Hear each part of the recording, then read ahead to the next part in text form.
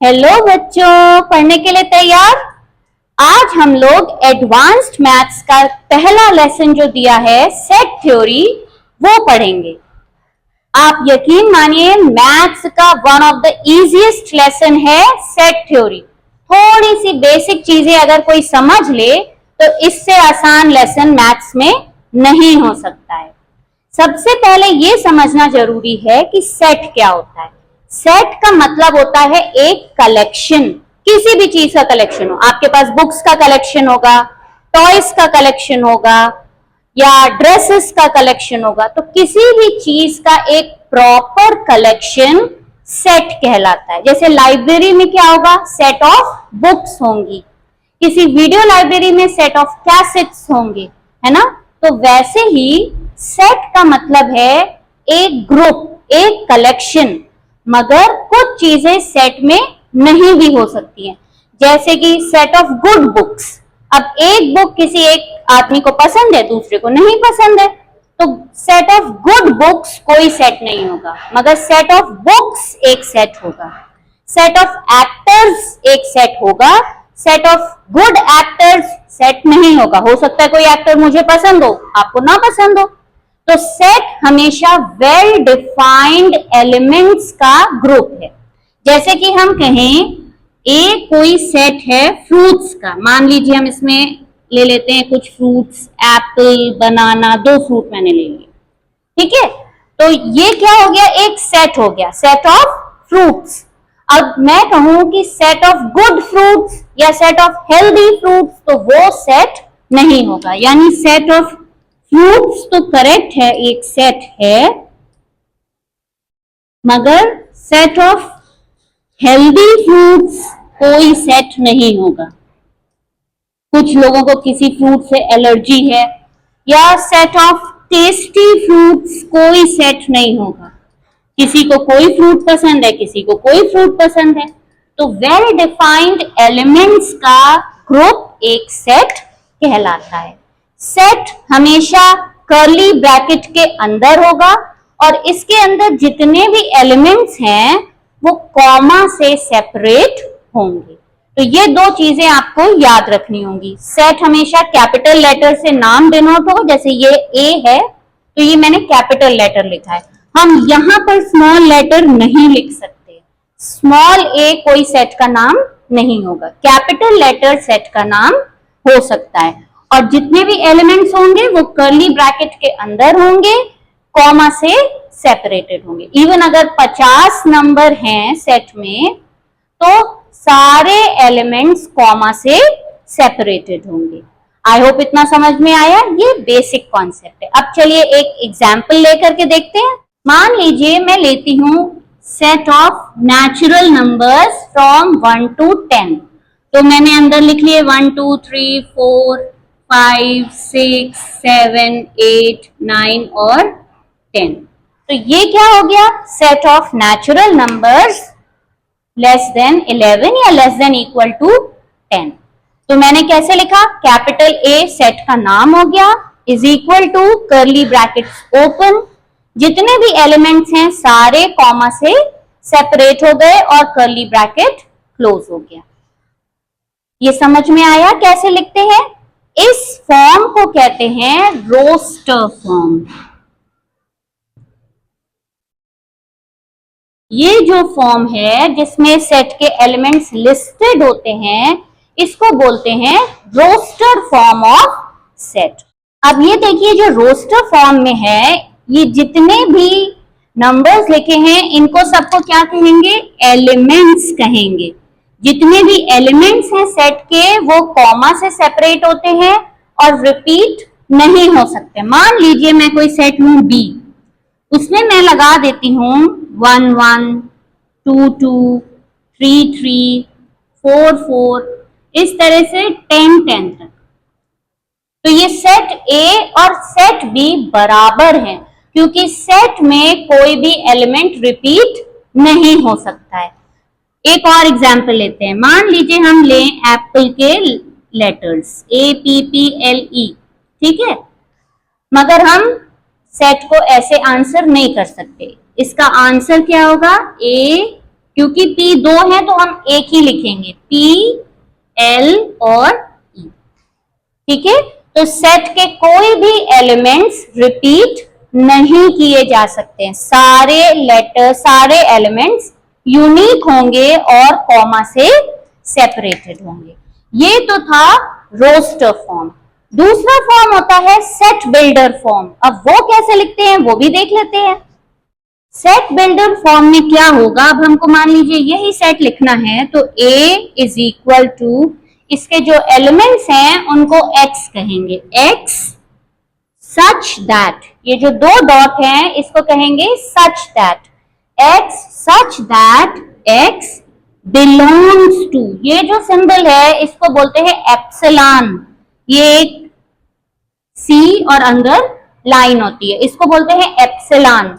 तो X belongs to, epsilon का क्या मतलब है, belongs to, X belongs to, ये नेचुरल नंबर्स हैं सारे, capital N, X belongs to N natural number, comma X is less than equal to 10, 10 last number है, हम या तो इसको ऐसे लिख सकते हैं और या X इज लेस देन 11 भी लिख सकते हैं।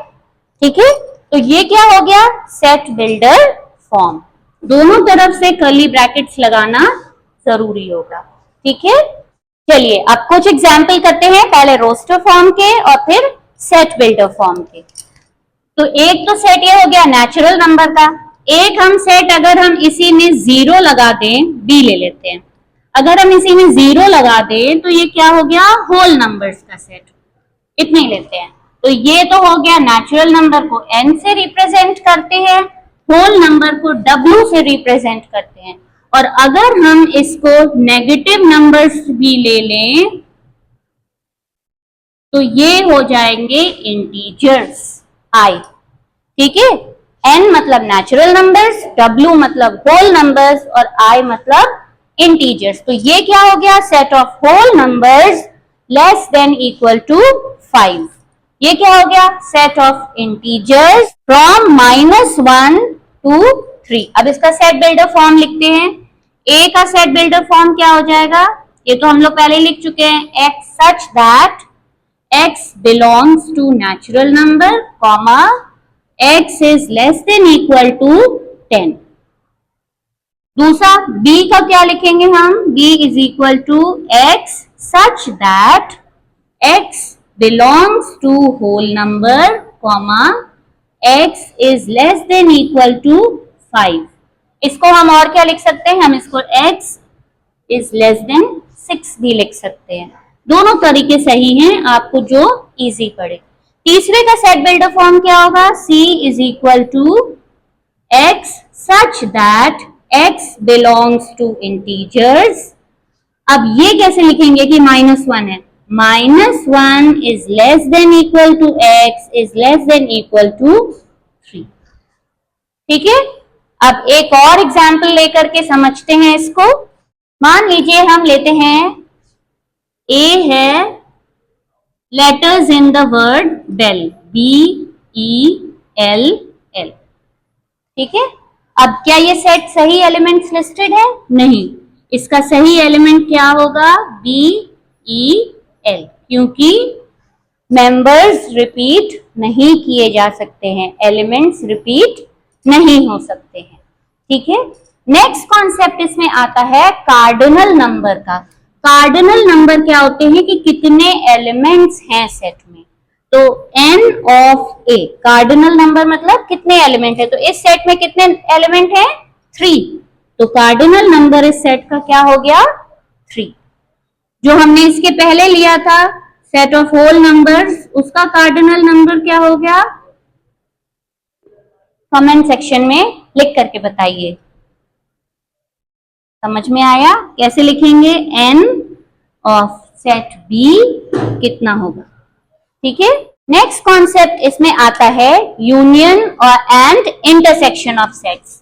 तो यूनियन क्या होता है, दो सेट्स का कॉम्बिनेशन। फॉर एग्जाम्पल एक सेट A है ABCDE, ठीक है। और दूसरा सेट बी है सेट ऑफ वॉवल्स, तो क्या हो गया ए ई आई ओ यू। एक सेट ए मैंने लिया फर्स्ट 5 लेटर्स का, सेट बी लिया वॉवल्स का।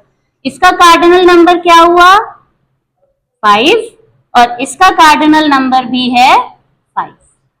ठीक है, हमको अब यूनियन करना है, तो यूनियन कैसे करेंगे, ए यूनियन बी, मतलब कि जितने एलिमेंट सेट ए में हैं और जितने एलिमेंट सेट बी में हैं सबको एक साथ लिखना है।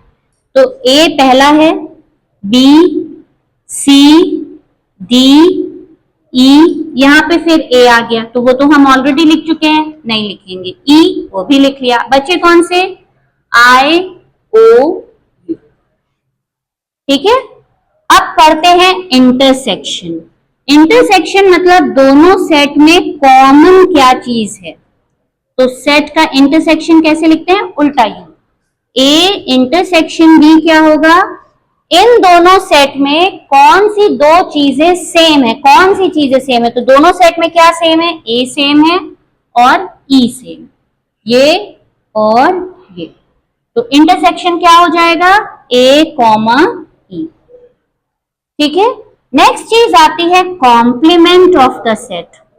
कॉम्प्लीमेंट मतलब कि वो सारी चीजें जो एक सेट में है मगर दूसरे में नहीं है, इसके लिए हमको एक यूनिवर्सल सेट भी लेना पड़ता है। अब यहां पर अगर हम देखें ए इंटरसेक्शन बी का, तो ए इंटरसेक्शन बी का कॉम्प्लीमेंट क्या होगा, यानी ए और बी के सारे एलिमेंट्स बस जो इसमें ना हो, तो ए और ई को छोड़ के कौन कौन से इसमें बचे, B, C, D, I, O and, ये हो गया इसका कॉम्प्लीमेंट। ठीक है, कॉम्प्लीमेंट हम लोग यूनिवर्सल सेट लेकर के भी समझने की कोशिश करते हैं। सेट ए है नेचुरल नंबर्स अप टिल 10,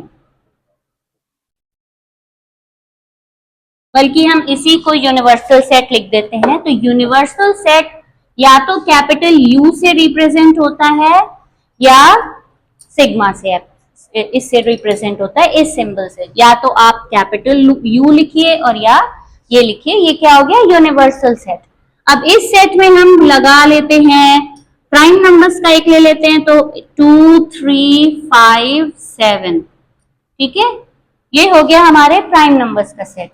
एक सेट हम ले लेते हैं इवन नंबर्स का, ऑड नंबर का पहले लेते हैं 1 3 5 7 9, और एक सेट ले लेते हैं इवन नंबर्स का। ठीक है, सबसे पहले इसका कार्डिनल नंबर देखते हैं, तो n का कार्डिनल नंबर क्या हो गया 4, b का कार्डिनल नंबर क्या हो गया 5 और c का कार्डिनल नंबर क्या हो गया 5।